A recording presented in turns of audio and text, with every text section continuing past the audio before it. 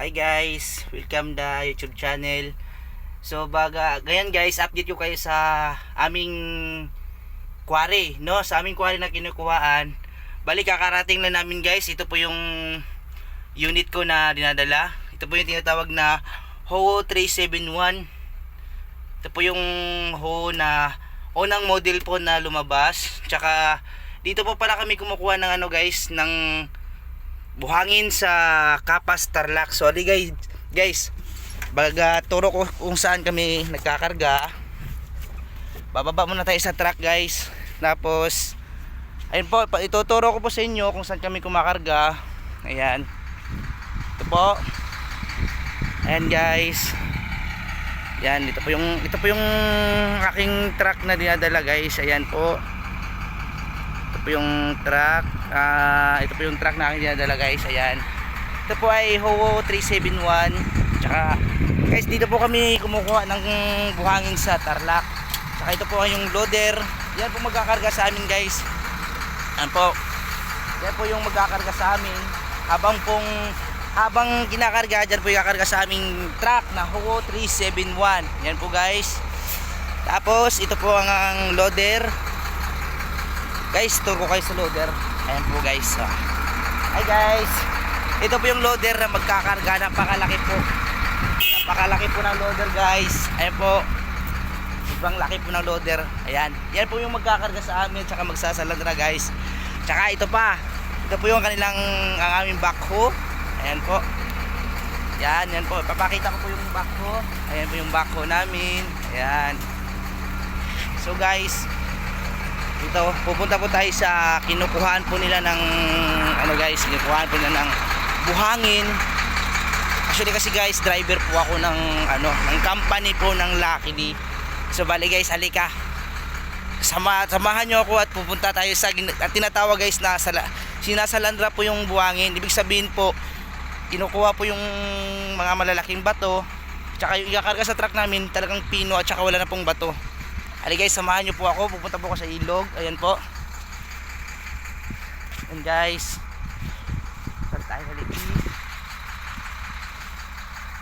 Ayan guys, dito po guys, napakaraming buhangin. Sobrang daming buhangin dito guys, no? Napakaraming buhangin. Ayan. Kasi medyo mainit ngayon. Kasi nga mag-aalas 10 pa ata siguro. Ganun. Guys, sabahan nyo po ako at ipapakita ko pa sa inyo kung gaano karaming buhangin dito sa Tarlac guys. Ito po. Ayan po guys. Sobrang init, pero kaya ko to. Ayan guys. Ito po yung aming salandra. Tinatawag po nilang salandra. Kaya po guys, tinatawag po nilang salandra kasi malalaki po yung bato. Ito po yung bato. Malalaki po yung bato guys. Tapos isasala po nila dito sa salandra. Ito po yung sinatawag na salandra, double screen.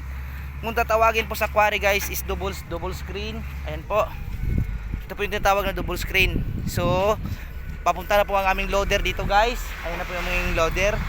Ayan po. Ito po yung aming operator. Napakabata pa po ng aming operator guys. Ayan po.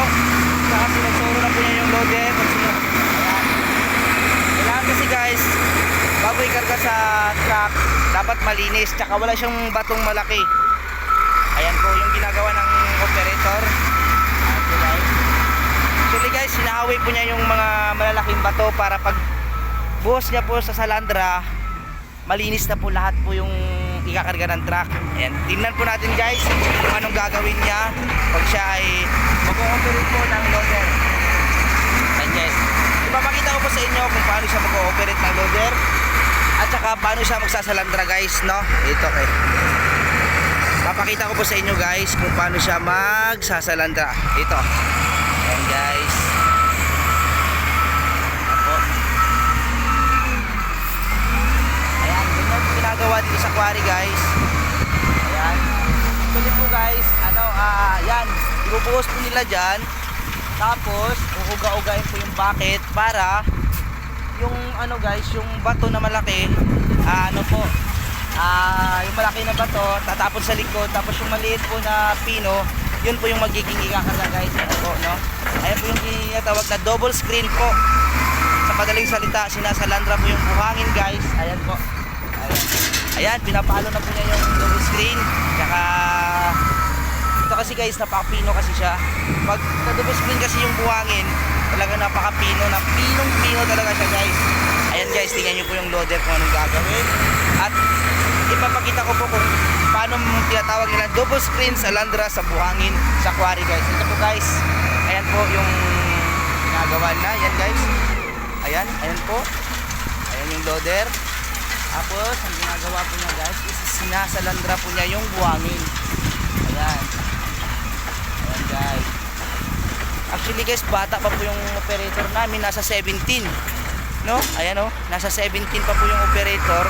Napakagaling kasi yung tatay niya kasi is operator din ng loader. Kaya tinuruan siya guys kung paano mag-operate. Kaya ngayon, 17 pa lang siya, mahusay na siya pag-loader. Tingnan nyo naman guys kung ano yung mga galawan niya sa loader guys.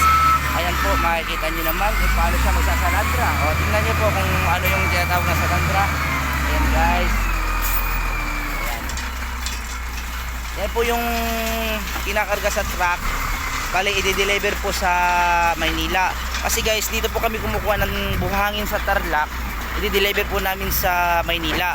Kasi po yung yung boss ko po may hardware siya, doon po namin i-dispose sa bodega niya guys.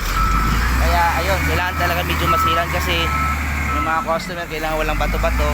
Kaya ayun guys, alika guys, babalikan natin yung loader. Tour ko kayo kung saan kinukuha ang buhangin. Napakarami guys.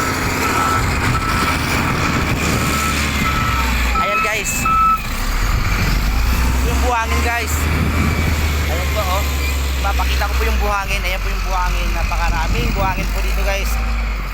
Actually kasi guys, bundok kasi to, baga bundok. Tapos sa sapa sila kumukuha ng buhangin. Tapos ayun guys, ngayon nga samahan nyo po ako, pupunta po tayo sa sapa para makita nyo po yung kung saan kinukuha ang buhangin. Kasi guys, wala pong kaubusan ng buhangin dito dahil yun nga, sapa galing sa taas, inaanod yung buhangin papunta dito sa baba. Kaya nagkaka-stack pa rin sila ng buhangin. Ito po yun guys. Ito po yung sinasabi nila na ilog. And guys, ito yung ilog na sinasabi ko sa kanila. Ayan guys, papakita ko yung ilog kung saan kinukuha nila yung buhangin. Pero actually guys, ang kumukuha ng buhangin, nagtatambak dyan is backhoe. Yung backhoe yung pinakita ko kanina, yun po yung kumukuha dito sa ilog. Tsaka iniipon para yung loader po yung magsasalandra. Yung ibig sabihin po yung salandra, yung tinatanggal yung malaking bato, pino na lang po yung nasa ilalim. Yun po yung iakarga ng truck. Ayan guys, ito po yung sinasabi ko yung ilog. Ayan po, kung mapapansin nyo guys, ayan ho, halos kasi yan dyan lahat bundok kasi yan, lahat paikot yan, halos yan dyan bundok. Ayan, actually guys, hindi lang po kami yung amo ko dito yung may yung boss ko po, hindi lang po siya yung may quarry. Ayun, meron po doon sa unahan, sa kabila, tsaka meron din doon guys, meron din doon quarry. Tsaka yan po yung ng checker namin kung dyan kami magbabayad o magpaparesibo. Tsaka guys, ayan po. Tsaka doon naman banda guys, yun yung sinasabi ko yung bundok. Yung bundok na yun guys, dyan galing yung buhangin, inaanod po dito sa ilog. Pag malakas po yung ulan guys, lalong dumadami yung ilog kasi yung tubig, lalakas yung agos, dinadala po yung buhangin. Kaso lang guys, buhangin tsaka halong bato, kaya ginagawa sinasalandra. Ayan po guys ha. Ayan po yung aming kinukuhaan ng buhangin dito. Medyo tahimik ngayon guys kasi tanghali, kasi actually ako lang ngayon nagkakarga. So mamayang gabi babalik kami. Kung makapag-video ako uli, update ko kayo guys kung ano naman sitwasyon pag gabi. Iba po yung sitwasyon pag gabi guys sa araw. Alika guys, at least napakita ko na sa inyo yung ilog kinukuhaan ng buhangin. Napakalawak po to guys. Ayun po, sobrang lawak. Napakalawak po guys, ayan po. Pakalawak po talaga tong area na to. Ali guys, balik tayo sa truck na dinadala ko para sisilipin natin kung puno na ba. Kasi ayun, nagsasalandra pa yung ating nagsasalandra pa po ang ating loader operator. So guys, balik tayo. Papakita natin yung ating ay guys, ayun na po. Pupuntahan natin guys. Okay, update ko kayo mamaya guys. Pupunta muna ako sa truck.